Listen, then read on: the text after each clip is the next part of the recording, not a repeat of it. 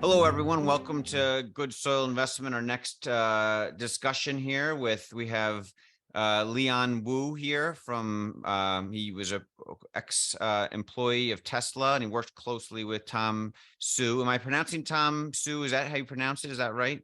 That's what I've been told. Zhu, right? In Chinese, I know it's quite difficult, but we can call it Zhu. Oh, Tom But Zhu. Okay. yeah, Tom Zhu That's the is more proper pronounced. pronunciation. Okay. I'm curious to see when Elon says his name the first time publicly, because Elon usually has like proper pronunciations, I feel like. And I feel like when Elon says it, we'll all get it. He'll be like, Tom Jew here or something. He'll say it the right way, I would imagine. So I think that's imminent that Elon will recognize him publicly at some point soon. It seems to be imminent. Whether he's promoted or not, that's something we'll speculate on. But he's been playing a major role. But Leon here was introduced to me by a friend of mine who is well connected in China. And Leon, you're located in Beijing right now. Is that right? Yeah, correct. Okay. But you worked at the Tesla Shanghai headquarters, either in the factory or near the factory, in the factory sort of with Tom, and you were in communications for a year or 2 years or something. You worked closely and you kind of got a good understanding of how Tesla China works. And that was what, 2019, 2020? Is that when it was, or? Yeah, it's majorly during 2020 until end of last year, Okay. precisely. So it's almost 2 years. But I think I really believe that's really a period of time when Tesla China we experienced a lot of fantastic moments. This China Yeah. launch of Model Y, for example. Yeah, but I think it's roughly like 2 years, 2020 to 2021. Yeah. So it was about a year ago you left, about a year ago or something like that. Yeah, Okay. exactly. Okay. And so your role there was sort of communications, and there was no official like marketing or PR department, but that function sort of had to come about as a result of like that big kind of PR disaster with the video of the lady standing on top of the hood at an auto show complaining about Tesla's brakes or something, and it caused kind of chaos within China where something had to be done. And I guess like you and your team or had to figure out a way to fight that off. Is that right? Something like that? Yes, exactly. Actually, we really experienced a tough time back there, and I believe it was also the time that Tom stepped into some of our PR jobs, so-called PR and communication job back Mm-hmm. then, because it really, gave a lot of pressure to our regular business. For example, this daily traffic to our showroom, for example, and also perhaps potentially some sales and delivery pressures. So it's really a big event in China, obviously, Mm-hmm. but it's a negative event. So I believe that's the time that Tom stepped in, and we worked very closely together to do this counter PR thing, or to do it to say it more precisely. Actually, we just want to tell the truth. A lot of Yeah. truth was not disclosed, and there was a lot of misunderstandings from Chinese media, and I believe for foreign media it's the same. Yeah. So Mm-hmm. our major job was to telling the truth. Yes. So yeah. But one question real quick is maybe a lot of Tesla investors who watch us aren't familiar, but a lot of them are. There was that was like, maybe a year and a half ago or something. This lady kind of made a big spectacle standing on top of the car, and it went viral like all over Chinese media. And there was reports, and she was, I think there was like conflicting reports about, her being maybe an agent of the competition to try to hurt Tesla's demand so that people would buy, other Chinese EVs instead of Tesla. I don't know. Was there any truth to that you find, or what was her motive? Was she just kind of nuts and did it all by herself, do you think? Or do you think there was something behind her, making that spectacle? What did you guys uncover or think about that? Well, one thing for sure is that everything you have seen there, we believe that that's not coincidence. We believe that everything was, well planned. For example, this lady you mentioned that she's like there's an initial purpose there that she plans to make herself a very famous influencer in China. So there's a strong interest-driven reason she was doing that. Obviously, she has a very rich husband, for example, and she can get everything supported in her daily life. So what he chased actually was the fame and being famous, something like that.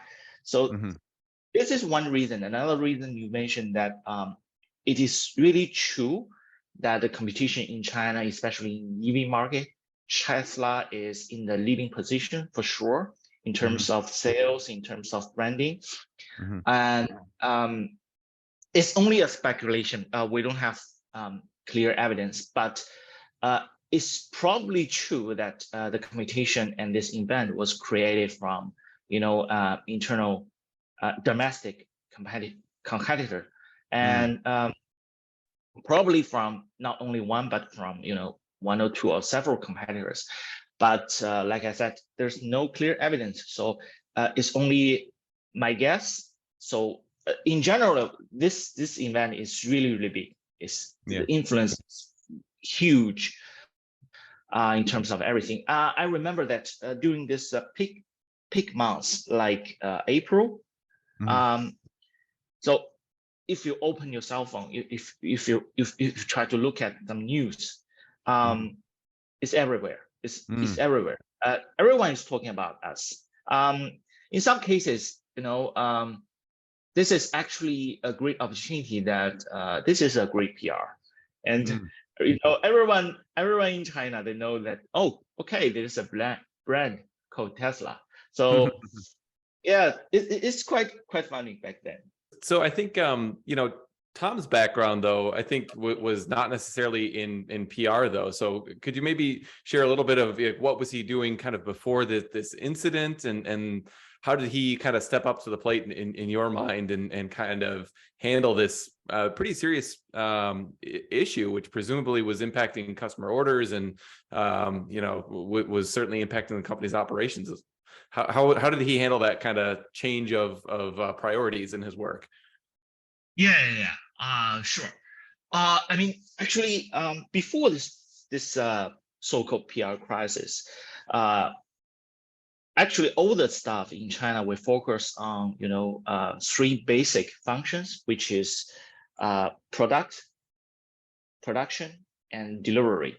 And this is also, I believe this is the requirement by Elon and the whole Tesla. We focus only, making the good product and make sure the production is secured, and then we have a good delivery, including the stuff like me. So everybody is focusing, telling the truth, telling a good story in the showroom, including Tom. I think like almost 95% of his capacity before the PR crisis. He spent time, in showroom, work with our PS, product specialist. And then after this PR crisis, he obviously took, like almost nearly half of his time in this PR crisis job. So we had daily communications, connections. We had a discussion. This is really a difficult job, because every day I remember that we were just busy clarifying. Some if there's a report which is misleading, we have to clarify that, and we have to say something to the public. I have to issue the so-called press release, and Tom is really deep into the details of even the wordings, what we want to say. So his job is like somebody, or including me, we proposed some clarifications like press release, and he take care of this, the tonality of the whole clarification, or he also gave some directions like, hey, this we shouldn't react, and that one we should give some clarification, some strategic guidance to all of us. So he's working in pretty details, almost every part, little details of everywhere with us for almost 1 year. Yeah. Wow. And so when you first started, Tom Zhu was not the head of Tesla China, right? It was someone else was the head of Tesla China. And he was sort of the head of the manufacturing original when you first started. And then there was Grace and Alan. And then so what was the hierarchy of Tesla China when you started? And by the time you left, Tom became kind of the head of Tesla China by that time. Is that right? And how did that, like, who became, by the time he left, who was number 1, 2, and 3 of Tesla China? And I think it's still the case. Yeah. I think, first of all, Tesla China was founded like roughly in 2013 in Beijing. And then I think Tom joined Tesla at a very early stage, like roughly beginning of 2014.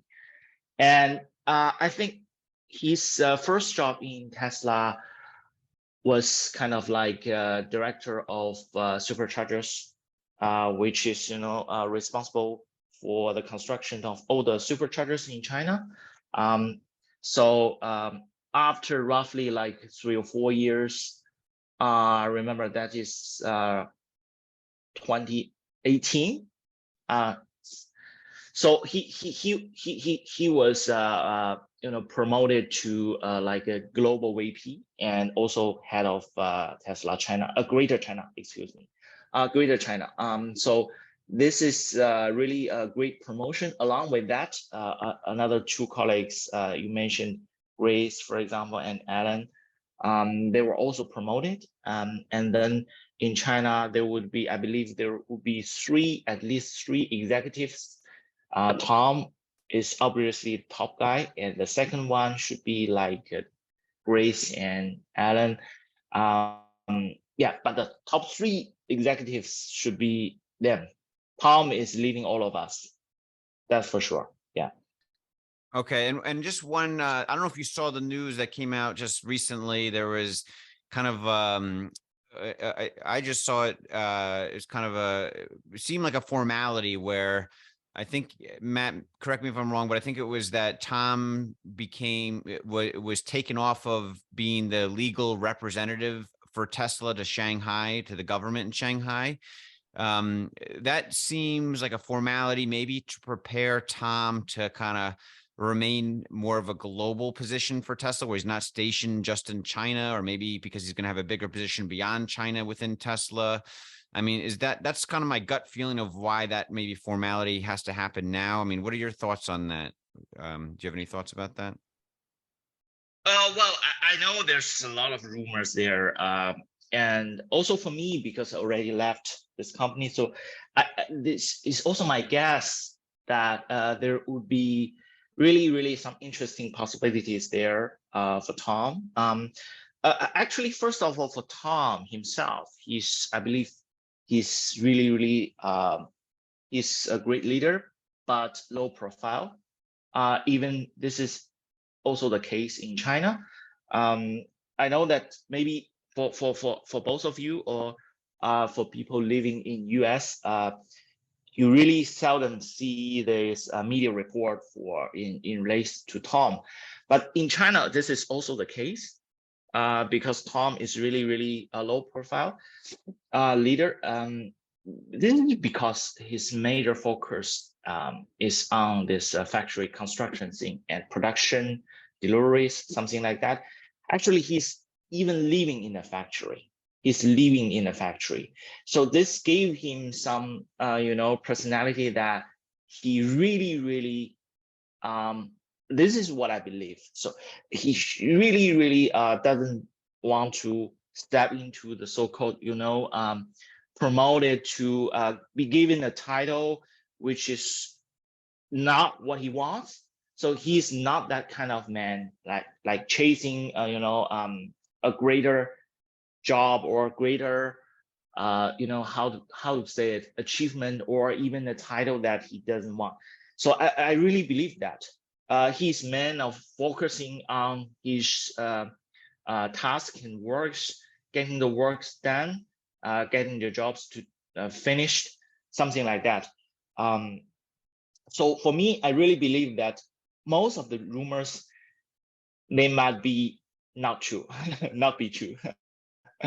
Yeah. So yeah, I'm kind of curious. Maybe we could talk about his kind of work ethic. I mean, you mentioned him sleeping in the factory, and some of his behaviors sound a lot like Elon, to be honest. I mean, just with Elon's kind of extreme dedication to work and just the ridiculous amount of hours that he's been putting in for so many decades.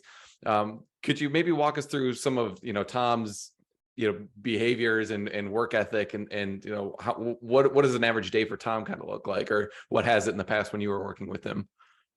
Yeah. Just like I said, first of all, he's really smart. He's diligent, and he's quite visionary. So the way he works with us is really like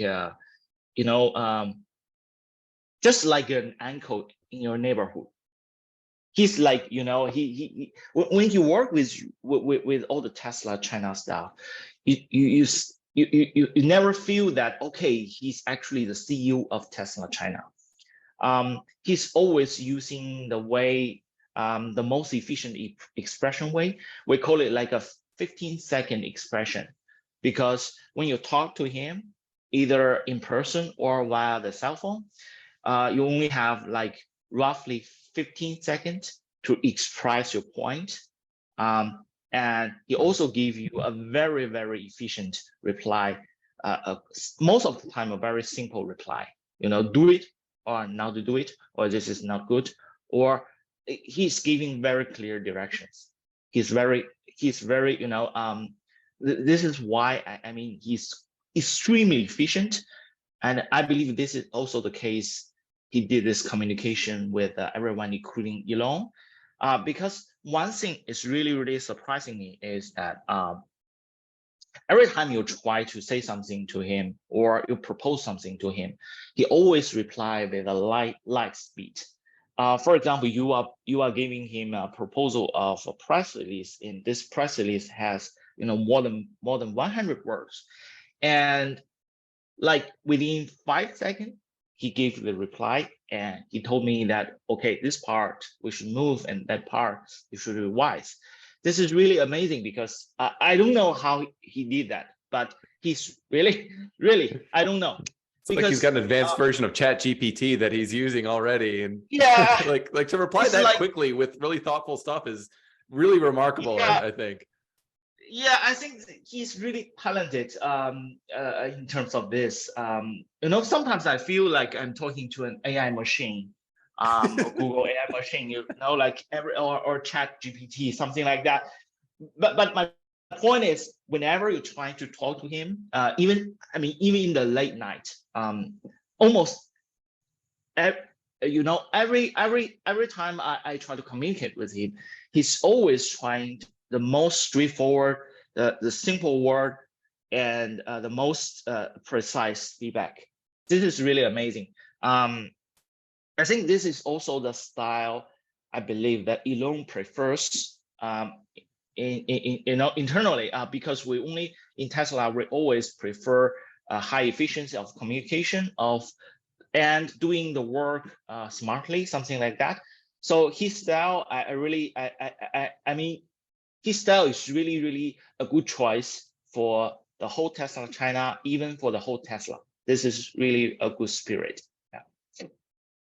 Yeah, I think you had mentioned, and when we chatted before, that he works crazy out. His work ethic is insane. He's working around the clock 7 days a week and just sleeps like 3 or 4 hours or 3 hours or something a night, and maybe he has a place 10 minutes away from the factory, or sometimes he sleeps on at the factory, but he works into the night, and then he keeps like, I think, 11 p.m. to 1 a.m., kind of that time range open to speak to the US and Elon every day. And then he goes Yeah, to sleep after yeah. that for 3 hours, and he wakes up and starts working at 6 a.m. Again, the next day, every day is kind of the same. That seems crazy, but I can, if you get used to that, I guess, that's his way. But what kind of, what kind of interaction? I'm just curious, like, did you witness much interaction with Elon and Tesla China? Was he talking every day to Tom and Tesla China, or is other executives in Tesla, in the headquarters talking to Tesla China and Elon just like once a week? Or, I mean, I'm just curious, what kind of interaction did you see with Elon? I know Elon came to visit China probably before you started there, I would imagine, at that time when the factory was opened, but he hasn't been there since physically. But I know he's like probably talked a lot on video conferences or whatever to the team in Tesla China. What kind of interaction does Elon typically have with Tesla China? Do you recall? Yeah. Uh, Actually, in principle, in Tesla China, we were told that everyone is supposed to talk to Elon directly. I believe this is also the case. For example, Elon send out emails quite frequently. He's trying to send out emails like, even, for example, like I believe that there's a good idea that in our factory playing music can help promote the efficiency, something like that. He always talk about that, in a most efficient way by email. But email is one thing. But I believe there are other way that we can do the communication, including Tom, for example, using cell phone or use Twitter even. But for Tom, I think obviously he communicate with Elon very frequently, like almost every day in a week. And regarding the time and meetings arrangement, I think this is majorly due to the time zone gap between China and the US.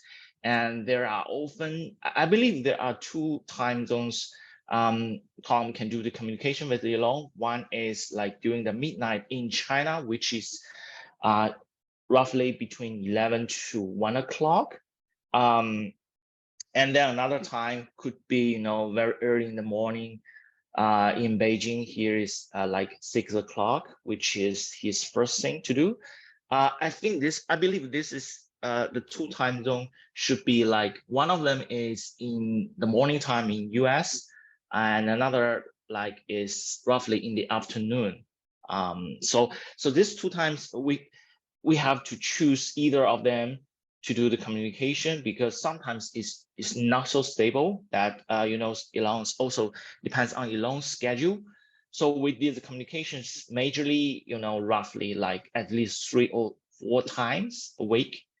And Elon, I think it cares about some policy changes in China, for example, or what policy, the latest policies the Chinese government would publish. He really paid a lot of attention on this, and he also wants to make use of his Twitter account to make these interactions with some of this China government-owned media like Xinhua News. He wants to do this interactions, and each time when he wants to do these interactions, he wants to seek for the consultants with China staff, like asking me or Tom which of the article is good enough. We can do this interactions. So he's really pretty. Sometimes we believe that he's like spending half of the time for all the China business. I mean, for Elon, majorly in terms of policy. And also market trendings, something like that. Yeah. And can you maybe talk a little bit about the policy piece of it? I mean, there seems to be this perception among a lot of Westerners that there's maybe an adversarial relationship between, the Chinese government and Tesla, or at least there could be in the future. And I think there's, generally speaking, kind of a fear that at any moment that the Chinese government could kind of move disadvantageously. Could you maybe just speak broadly based on kind of your experience and your kind of viewpoints from where you've been on the ground in China about what is that relationship between Tesla and China like, and maybe how does that compare to some of the peers? I mean, yeah.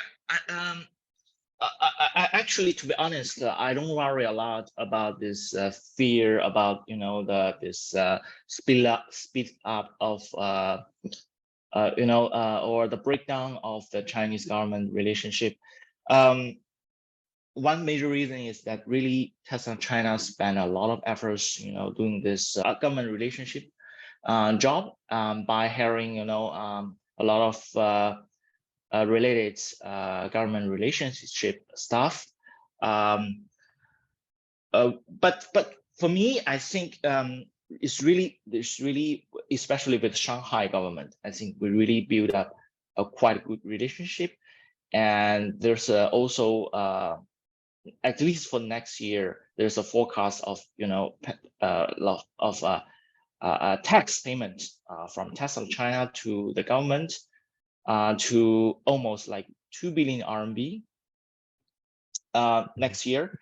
So this is only for next year, and I believe for 2024 and onwards there should be more coming to the. I mean, the tax income is really huge number for government. So Tesla and Tesla Shanghai, they really build up a lot of new jobs. And in terms of the supply chain, due to the Tesla Shanghai, Shanghai really had a lot of supply chain was introduced into China, and there will be a lot of small companies which is providing parts to production that survive because of this. So this is really good strategically. Let's say that the government would say there's no replacement in China yet. And I believe in the short term, there will be no replacement, for a company like Tesla China. So all the other competitors, they will not do the same effects, even close to Tesla China. So I don't think you should give some worries for that. So promoting, electrification is a kind of a national interest, and if you were to, make life more difficult for Tesla, then you would that would essentially be undercutting a kind of national priority. Is that a fair kind of summary? Yeah. That would be the case. That would be the case, because in the short term, China still needs Tesla. This is for sure. In terms of boosting the economy, and also creating new jobs, and making making the whole EV industry to be more competitive, because there's some truth there back in China that I believe even there are hundreds of other EV startups, they are trying to be as successful as Tesla in China, but unfortunately in short term there's no competitor even close to Tesla's achievements in terms of branding, delivery numbers, something like that. So I still believe that this is also the case, that Tesla China and Chinese government, they will work very closely together. And all of you knows that for the factory construction, we already will have the phase 2, which means that there will be a new factory there. And the factory is also prepared to, for example, maybe possibly to build the future China design cars, Tesla cars there. So there will be a lot, strategically that Tesla China can do with the Chinese government. Yeah, so I'm also kind of curious, what your view is on just the kind of overall market in general right now. I mean, I think there's a lot of concerns in the West again that the COVID shutdowns right now that are going on in China, and just frankly lightening demand and increasing competition, like you were talking about earlier, could be, impacting Tesla China's ability to, continue to grow within the domestic market. So what are your thoughts on kind of the state of the EV market as we head into 2023 in a possible kind of worsening economic situation, and Tesla's ability to grow there in what's looks to be from the outside a pretty tough market right now? Yeah, exactly. I totally agree. First of all, I just want to talk about some figures. In terms of the delivery, I think China is they're not gonna make this target this year, unfortunately, because they did very good jobs in the past years. In China, for example, they double the digits, they have double digits growth, and but for this year, I mean, they really face some problem internally and externally. Internally, like the competition you mentioned, for the other EV companies, startups in China, like NIO, for example, they really are trying to copy the successful pattern from Tesla, and they make, the price, for example, the pricing of their cars is very close to, Model 3, Model Y. And they try to add like additional equipment and additional services to add this competition. So this really, I have to admit that this really add to the pressure for Tesla China. And another problem is that for the product of Tesla, Model 3 and Model Y, they really launched these two cars for a while. And for Chinese customers, they really sometimes they prefer to pick the latest model. And if they heard that, okay, Model 3 and Model Y, they are like a 2 years car, at least, or 3 years car, I believe most of them, they tend to choose, hey, there's a latest model from NIO, for example. So my point is that competition is really fierce. And this is one reason. And I think another reason is that for the branding, I mean, Tesla really, they lost some momentum in China due to, this called PR crisis. And before this PR crisis, Tesla is really, it's really like, the brand image is very similar to Apple in China. Almost every customers, they came into the showroom and they even don't ask the price. They just buy it. They just made the payment. I mean, the brand is super strong in China. But now through those years of, several PR reports there, it really hurts. It really hurts the brand. So this is a very big problem, at least in China, because like we discussed before, that in China there's a lot of a competitor hiring, possibly hiring some medias to attack Tesla in a negative way. So the most importantly is Tesla in China is not spending, external so-called marketing budget to do this. But this is also this is almost the case for other EV companies. So we're really in a negative position. Like back there, we have to accept the truth that brand was hurt a lot. Yeah. It seems that, there, because of the COVID lockdowns and the global recession, that just like, demand for cars in general, and EVs are a part of that, are just kind of maybe down. And do you see the Chinese government's, putting in new incentives soon to kind of inspire renewed demand in EVs in China, not just Tesla, but all EVs, do you think? Or do you think, those days are over and it's just, what it is what it is going forward? Policy-wise, there would be, I believe, in the short term, there wouldn't be a strong incentive, to boost, like you said, to boost the whole EV market. I don't believe this is the case, but we can talk about other possible measures. For example, So in my guess, the China's government wants to collaborate with Tesla China in terms of this new car, China-only car, perhaps designed by Tesla China.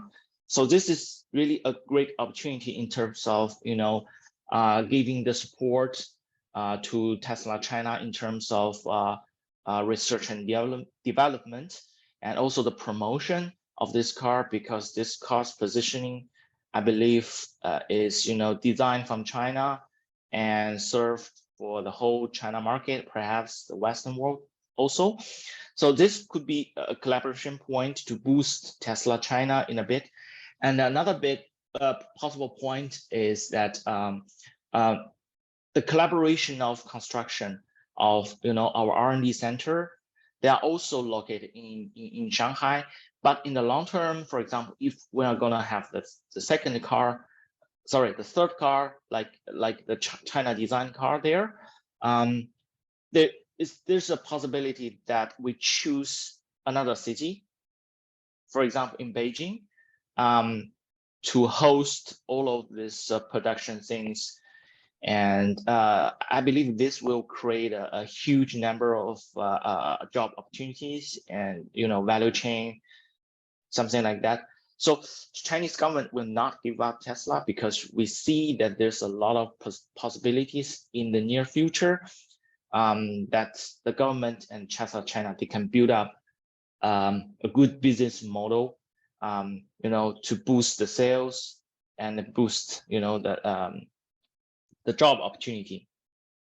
Yeah. So I mean, it sounds like there's a lot of good kind of long-term initiatives to look forward to, but this new model, for example, I mean, that won't be produced in 2023, obviously, probably not even 2024. So in terms of kind of short-term impacts, it seems like there probably still is a long runway yet of potential concerns out of China, but that the long term is really quite strong, it sounds like.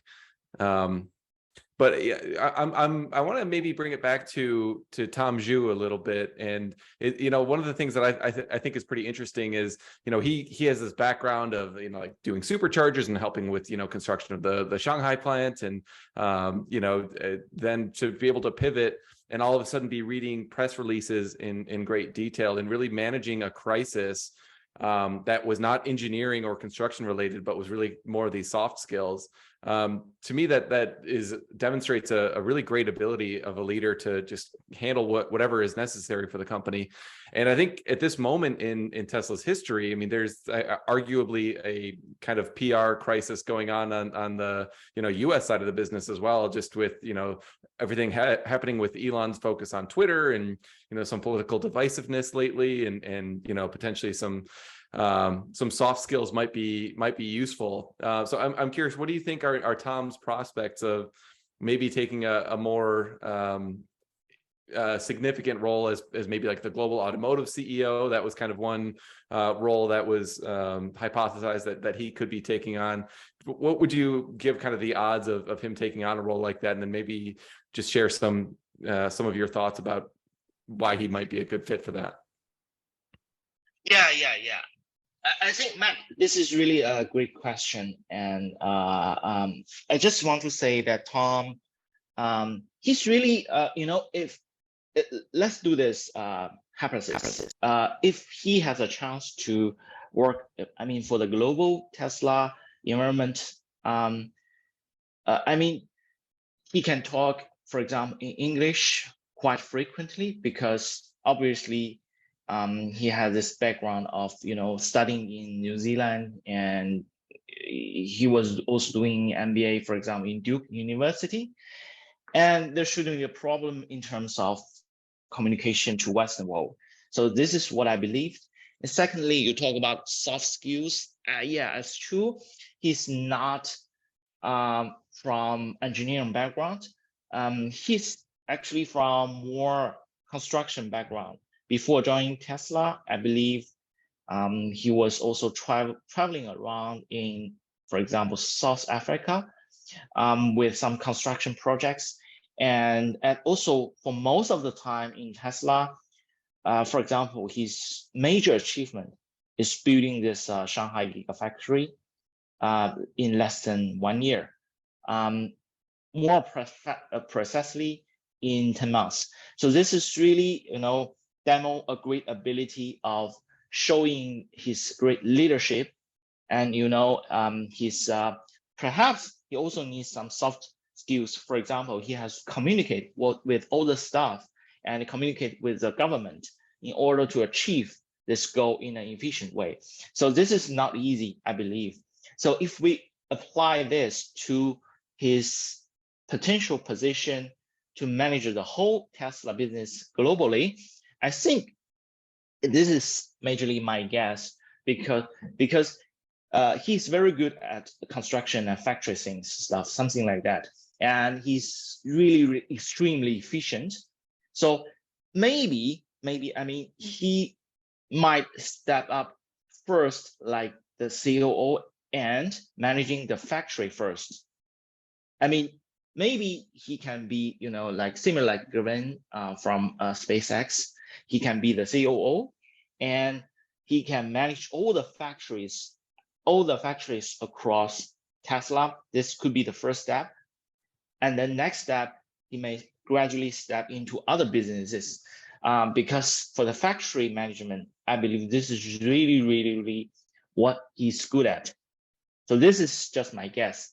And also this is also beneficial for China, because in terms of the resource management, he can, give the best assignment in terms of this allocation to China and Europe, because in the past, he really did a good job, managing this in the most difficult time when the whole Europe was experiencing pandemic. He successfully, giving this allocation, to meet the Euro market and the China market at the same time. In total, I mean, China, from Shanghai Gigafactory, we export like 50,000 cars and probably more to Europe in the last 2 years, without hurting, the supply chain of cars in China. So this is all of this. They are really demonstrating that Tom can do this job, in a very efficient way. And do you think that, the Chinese government, Shanghai, Beijing, and the CCP in general, like, do you think that if Tom got like a more official promotion to be global auto manufacturing CEO, of Tesla, like the premier company in the world, maybe what Matt and I believe will be the biggest company in the world in a few years, do you think that would kind of bring about some like national kind of pride within China to be like, hey, look, one of our own is now the head of this multinational company, and kind of give extra favor to Tesla that it otherwise would have, because now, there's, it happens to be that the most capable, competent person that Elon believes in is the head of, global manufacturing for Tesla. Do you think that would be like a good, brownie points, I would call it, or a good favor? Like, do you think it would be like a little bit of a help, for, the Tesla in China, to how its relationship with the Chinese government is, or does it not really matter? I mean, for Tom, himself, he really want to stand alone and step aside to the so-called Chinese government, because basically, like I said, he is having a background of foreign education and foreign MBA, and I think this is really rare. Also, there's a background that Tesla China is 100% fully owned by Tesla. Instead of instead of making some joint ventures with Chinese government-owned companies.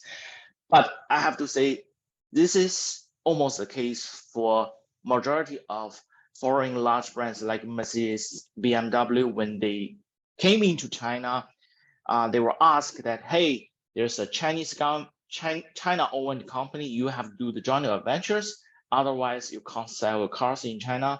This is kind of, this rule set up by Chinese government. But for Tesla, actually, Tesla China, the whole Tesla China, we are like managed and owned 100% by Tesla Global. So this leads to the result that we are really like in terms of decision making and making strategy, we are like standing alone. And there's more communications, I believe, between Tom and Elon instead of communication between Tom and Chinese government. I don't think this is the case, because Tom, from what I know him, he's really doing everything transparently, thinking very big, and everything about the strategy, I believe, from him or even from Elon, this is simply good for Tesla China.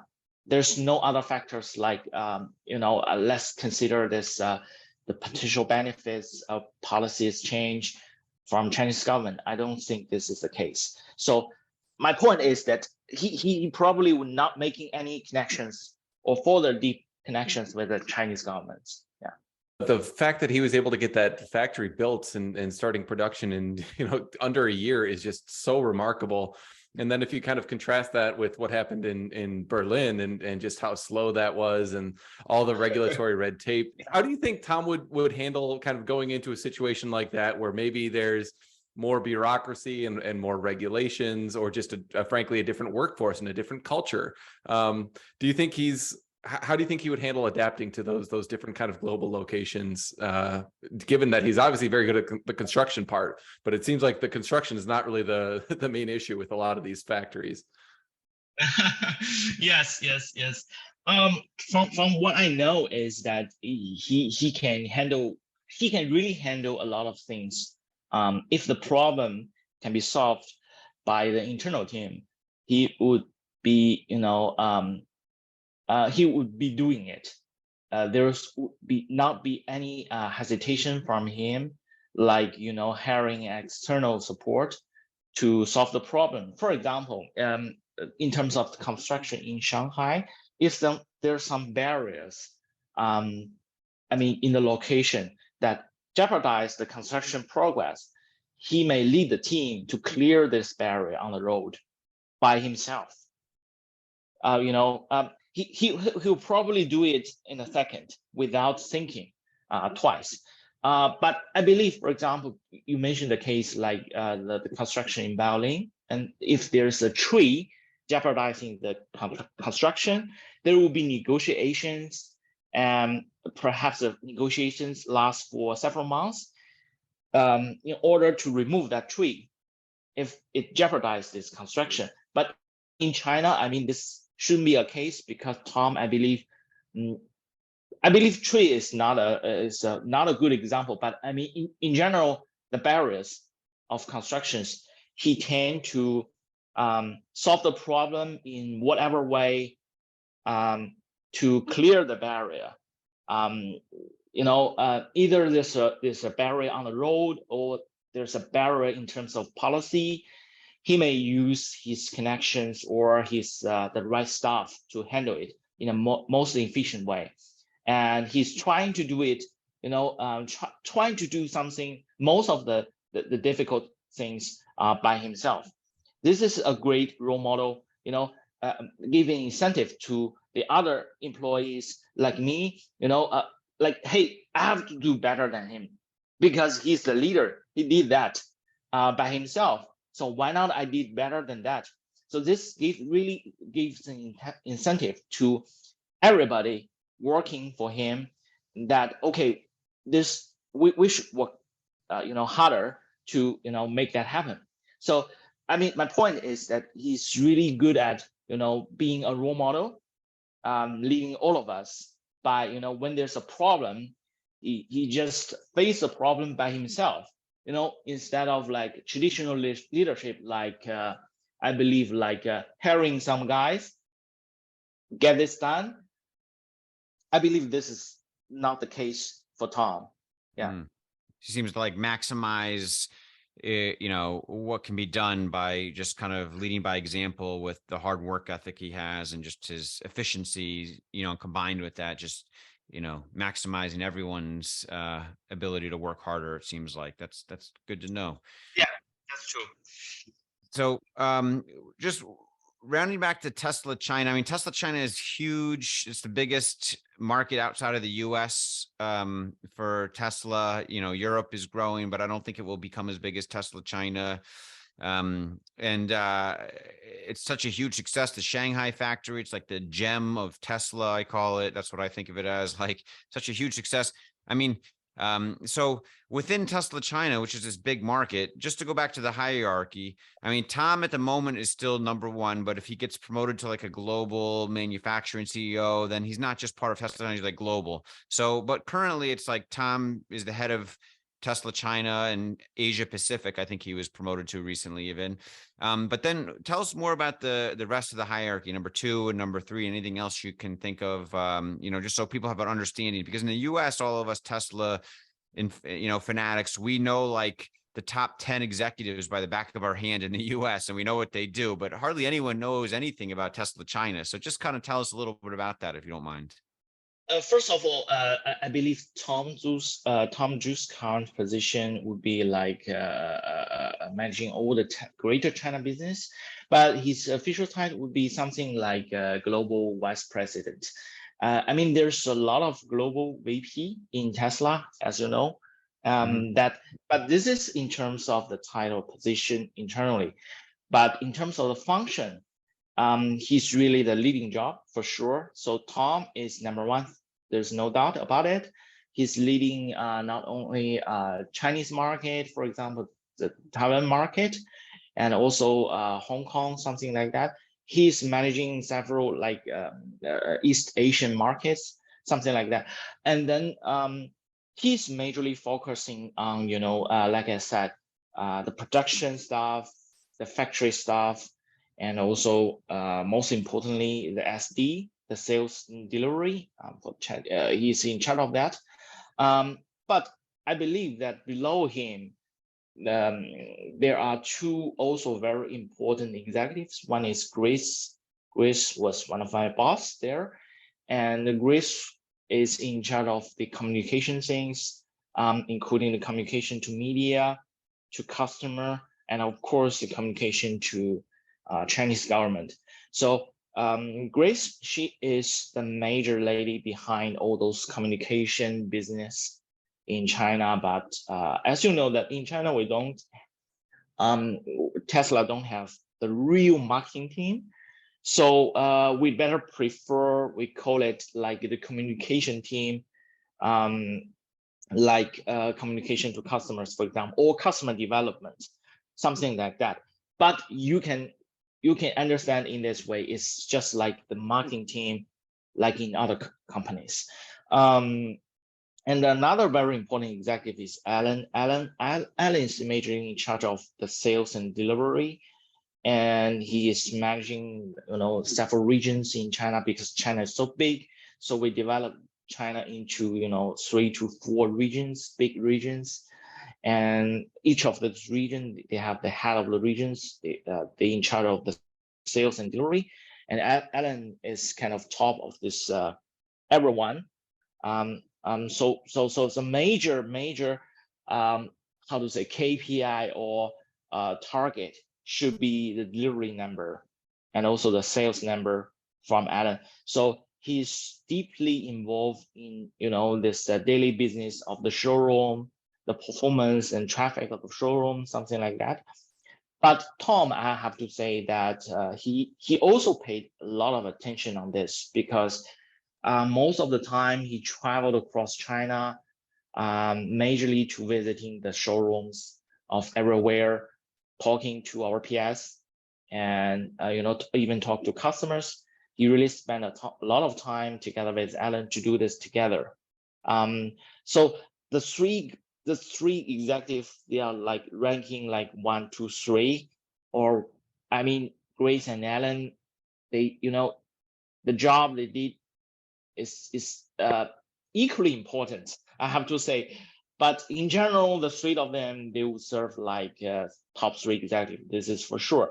And we have other executives, which is also very important. For example, the head of factory, the head of after sales, the head of superchargers, for example. And they are also very important. But I think these three executives, including Tom, Grace, and Alan, they are really important, and they are working quite long. All of them, they are like joined the company like in 2014. So they really had a great cooperation relationship with each other. So I believe the three of them, they are the major achievement. They are behind this achievement in China, so they are the major factor for the success in China. Yeah, they're like the all-star team in China. That's great. So one more just like last question, and then I wanted to ask about the charity you picked. Is the question I had is full self-driving, I mean, do you think that, I mean, I think people speculate the take rate of that option in China is like 1% or something very low, because you can't really use much of it or use it anytime soon. And I guess there's a lot of, question about the laws in China and when they might allow that. As someone who lives in China, understands the marketplace and the regulations, has worked at Tesla, can you give us like a little bit of information about when you speculate full self-driving to be able to kind of take effect in Tesla China? Yeah. First of all, I mean, Tesla China, they I believe they gave the employee the choice. If the employee of Tesla China purchase a car, they will be given this FSD, entitled automatically activated on their cars, including my car Model Y. Nice. So you have it in your car. Okay. Yes, I can enjoy this FSD function in theory every day on Chinese road. But why I mentioned it in theory, because like you said, some of the functions they are not allowed to activate it in terms of the traffic lights recognition. This is according to the Chinese policy, or even according to the Chinese law. Because I know that traffic lights recognition is a very basic function, including FSD. And for Tesla, I believe they developed this function at a very early stage, but now you just cannot use this function in your car, simply because that in China the law do not allow the car automatically going forward with this traffic lights turning on. So this is just one case and one example. But in theory, that try to imagine that we plan like in like 1 year roughly, that we will bring the whole FSD function into China on the road.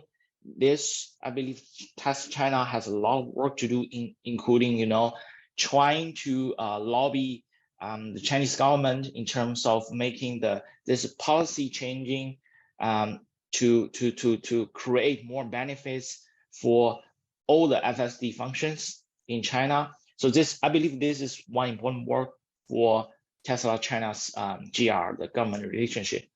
And another thing is that also there's a competition from other EV companies. This gives a pressure that China has to open up all these regulations, because not only Tesla, including like NIO, Xiaopeng, all these manufacturers, they are trying to bring state-of-the-art, FSD competitors.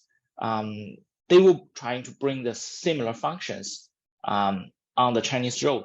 So what Chinese government is currently doing is that they gradually open up the area.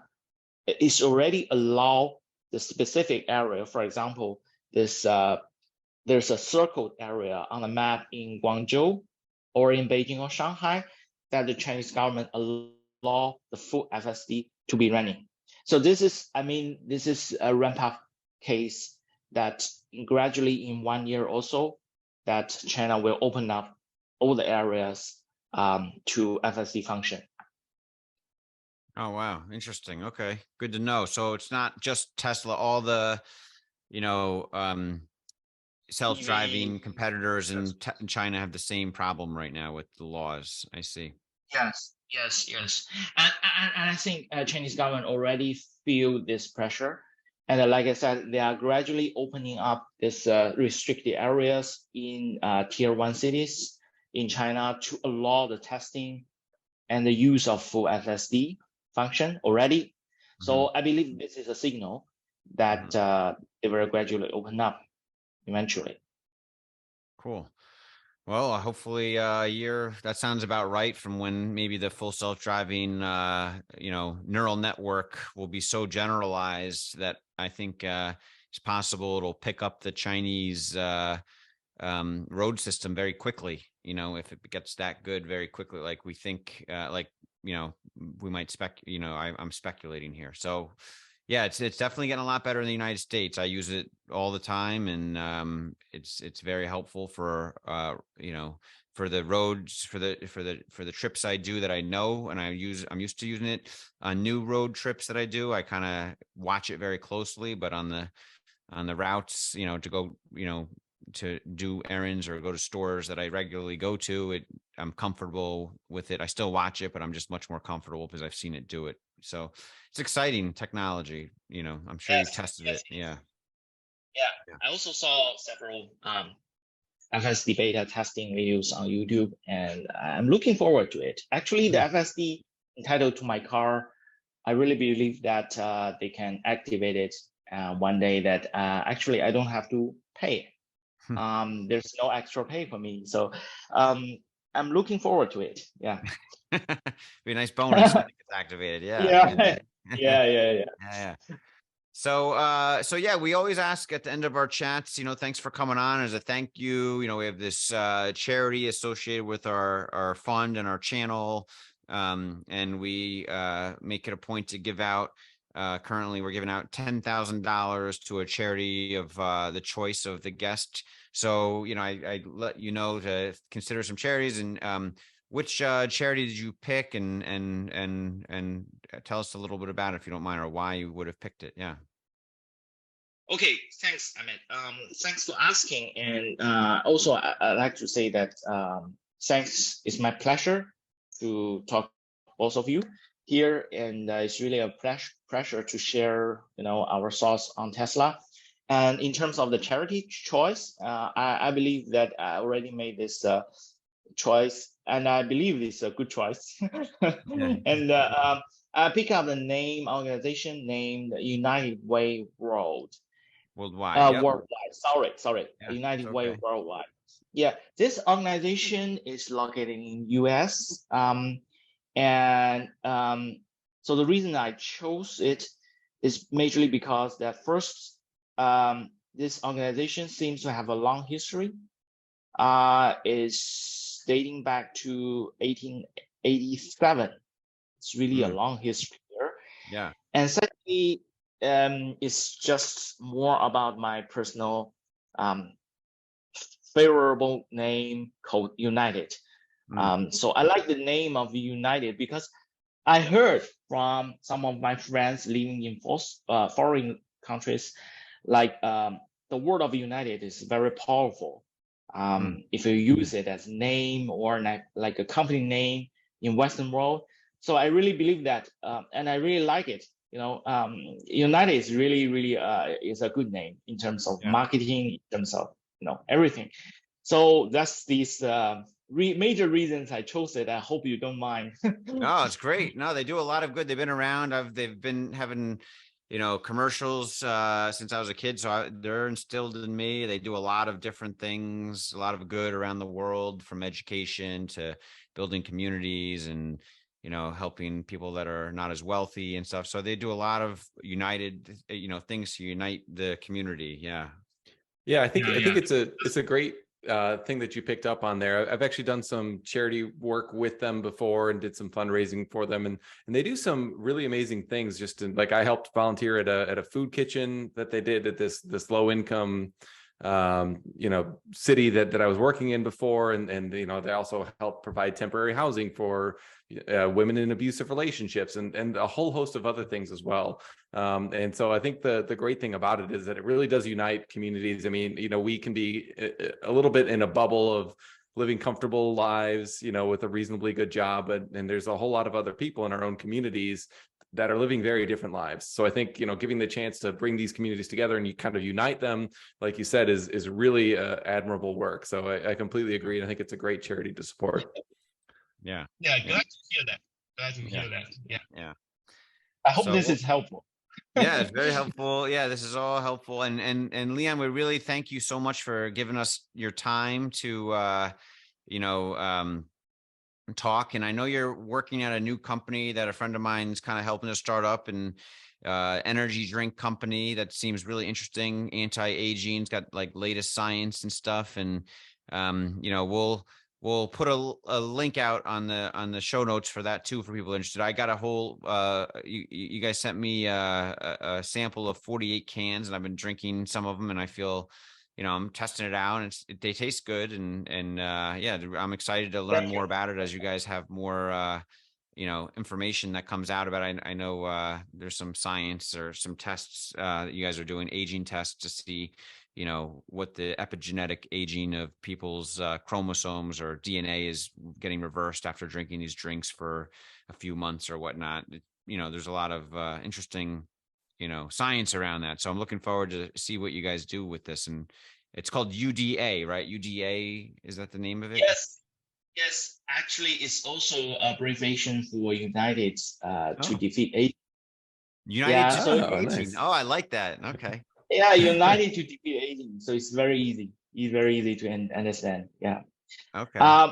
Yeah, I appreciate it. I mean, I appreciate everything, and also for Matt. Yeah. Okay. Really super interesting to talk both of you today, and looking forward. Maybe we can continue our chat. Yeah, maybe we'll have another chat down the road. When Tom, your former boss, gets promoted to be the global CEO of the #1 company in the world. Quite possible. Quite possible. Quite possible. Yeah, quite possible. Yeah. Yeah, very possible. Yeah, I don't know if you remember, but when Elon, before you started working there, when Elon did come to visit the Shanghai factory at the grand opening, I don't know if you remember this either, Matt, but when the opening ceremony or presentation, when Elon was talking, and one of his talks, he mentioned that, like, who knows, maybe the next global CEO of Tesla will be from China. He did say that. He did give a remark like that. And so, he doesn't say things randomly, and so I'm just putting the crumbs together. I forgot about that. Yeah, he did. Exactly. Yeah. Yeah. Well, I just echo Emmett's comments. Thank you so much, Leon, for sharing your insights. I mean, this is, the kind of angle from China domestically is a piece that we don't hear very often. So I really appreciate you being so willing to share what you know about Tesla China and about Tom Zhu in particular. Yeah. Thank you. Problem, Elon. Yeah, my pleasure. All right. Yeah. Thanks, everyone. Appreciate it. Yeah. Thank you. Tesla Symphony Orchestra, harmony of tech and art. Your charisma drives me crazy. You're the car that drives me mad. Oh, Tesla, my love. Tesla, my love. A love for a lifetime.